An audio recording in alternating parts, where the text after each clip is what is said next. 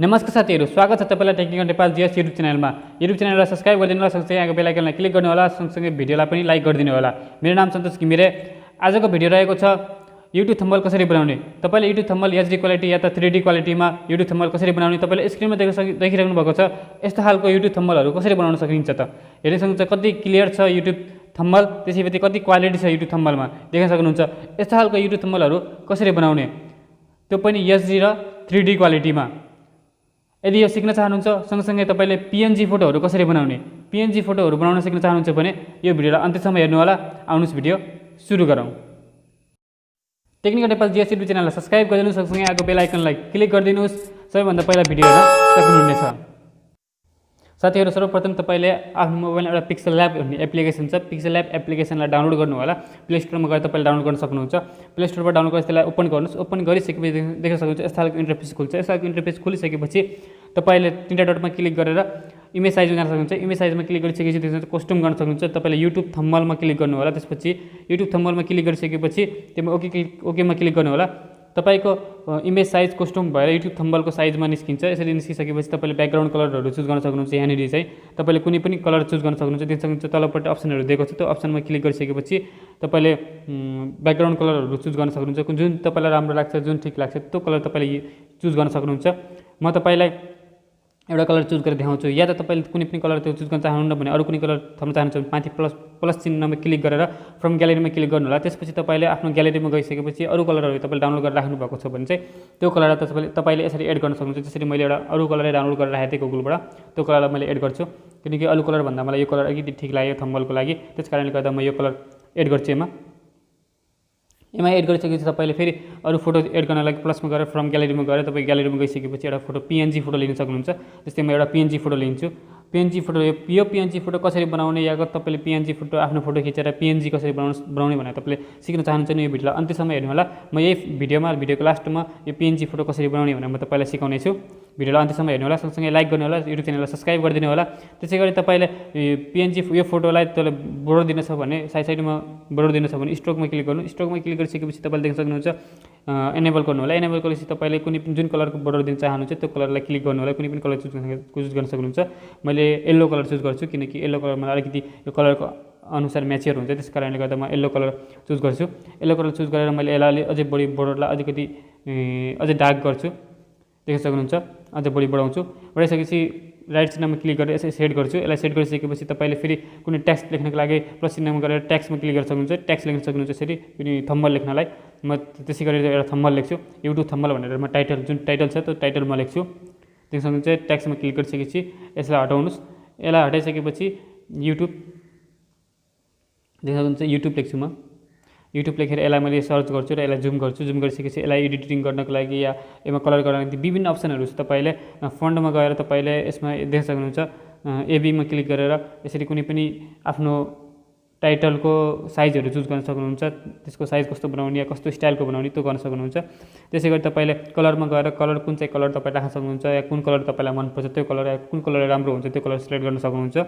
त्यसैगरी तपाईले अझै यसलाई एट्र्याक्टिभ बनाउनको लागि स्ट्रोकमा जानुस्। स्ट्रोकमा गइसकेपछि तपाईले यसको बोर्डर जुन छ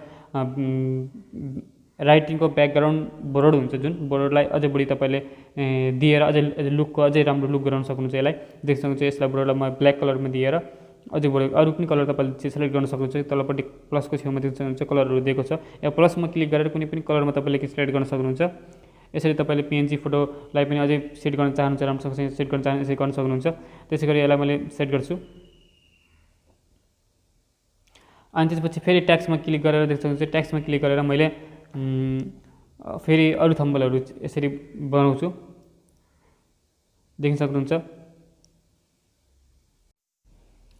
यसरी तपाईले युट्युब थम्बनेल बनाउन सक्नुहुन्छ। त्यो पनि एचडी क्वालिटी र 3D क्वालिटीहरु। एचडी 3D क्वालिटीमा बनाउन चाहनुहुन्छ भने पनि तलपट्टि अप्सनहरु यसमा अप्सनहरु दिएको छ। 3D अप्सनहरु दिएको छ। त्यसलाई 3D अप्सनहरुमा तपाईले त्यसलाई कस्टम गरेर तपाईले 3D अप्सनहरुमा पनि युज गरेर तपाईले अझै बढी लुक राम्रो र एट्र्याक्टिभ फोटोहरु बनाउन सक्नुहुन्छ। एकदमै राम्रो फोटोहरु या थम्बनेलहरू बनाउन सक्नुहुन्छ।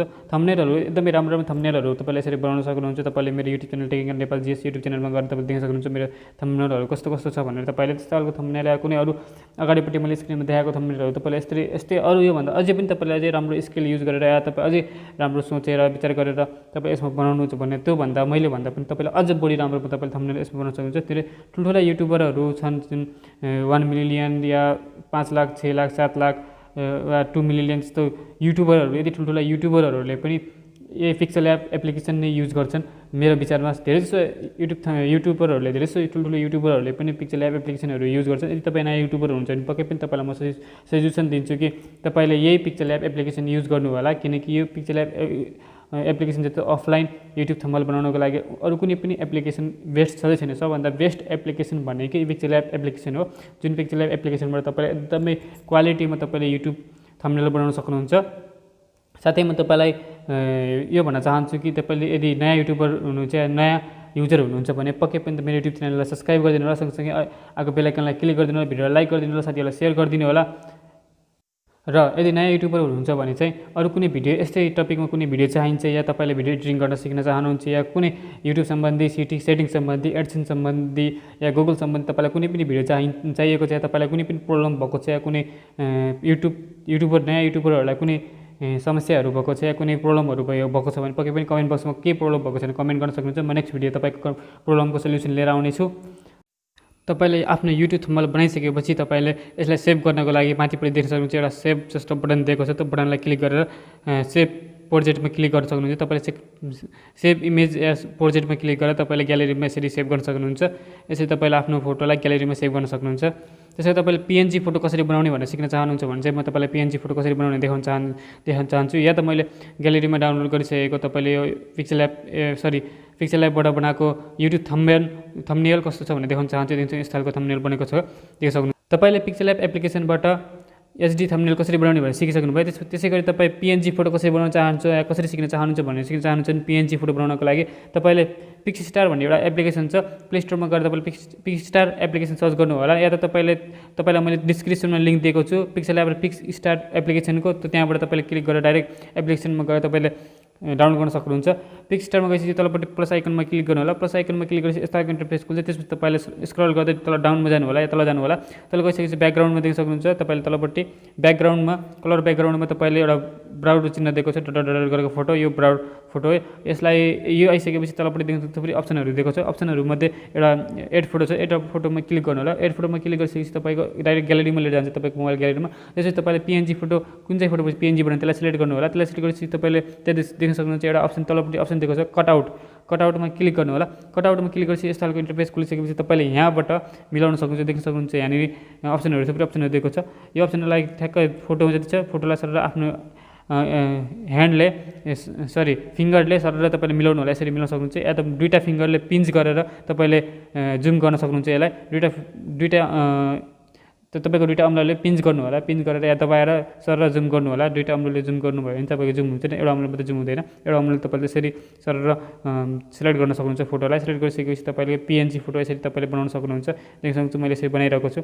यसरी तपाईँले सेभ गरेर आफ्नो मोबाइलमा ग्यालेरीमा सेभ गर्नुहुन्छ। पिक्सस्टार एप्लिकेसनबाट तपाईँले पिएनजी फोटो बनाउन एकदमै छिटो पनि हुन्छ र राम्रो पनि छ र क्वालिटीमा पनि बन्छ। यसरी तपाईँले पिएनजी फोटो पनि बनाउन सक्नुहुन्छ। त्यसपछि तपाईँले यो भइसकेपछि तपाईँ माथिपट्टि अप्सनहरू दिएको हुन्छ, सेभ अप्सनहरू। यो तपाईँलाई भन्नुपर्ने आवश्यक पर्दैन, अटोमेटिक तपाईँले पिक्सस्टार एप्लिकेसन खोलेपछि यति बताइदिइसकेपछि तपाईँले पक्कै पनि गर्नुहुनेछ भन्ने आशा गर्दछु। तपाईँलाई भिडियो कस्तो लाग्यो, मन पऱ्यो भने लाइक गर्नु, कमेन्ट गर्नु, सँगसँगै साथीहरूलाई सेयर गरिदिनु होला। यो नयाँ युट्युबर हुनुहुन्छ भने नयाँ युट्युबरहरूलाई पक्कै पनि सेयर गर्नु होला। भिडियोलाई लाइक गर्न नबिर्सिनु होला, सब्सक्राइब गर्न नबिर्सिनु होला। आशा गर्छु तपाईँलाई यो भिडियो एकदमै मन पऱ्यो। त्यसै गरी अरू कुनै भिडियो चाहनुहुन्छ भने त्यसलाई कमेन्ट गरिदिनु होला। यो दुईवटा एप्लिकेसन पिक्सल एप र पिक्सस्टार एप्लिकेसनको मैले लिङ्क तल डिस्क्रिप्सनमा दिएको छु। पहिला पनि भनेको थिएँ, म फेरि पनि भन्न चाहन्छु तल डिस्क्रिप्सन, त्यहाँबाट तपाईँले डाइरेक्ट डाउनलोड गर्न सक्नुहुन्छ यदि प्ले स्टोरमा खोज्दा तपाईँलाई कन्फ्युज लाग्छ भने।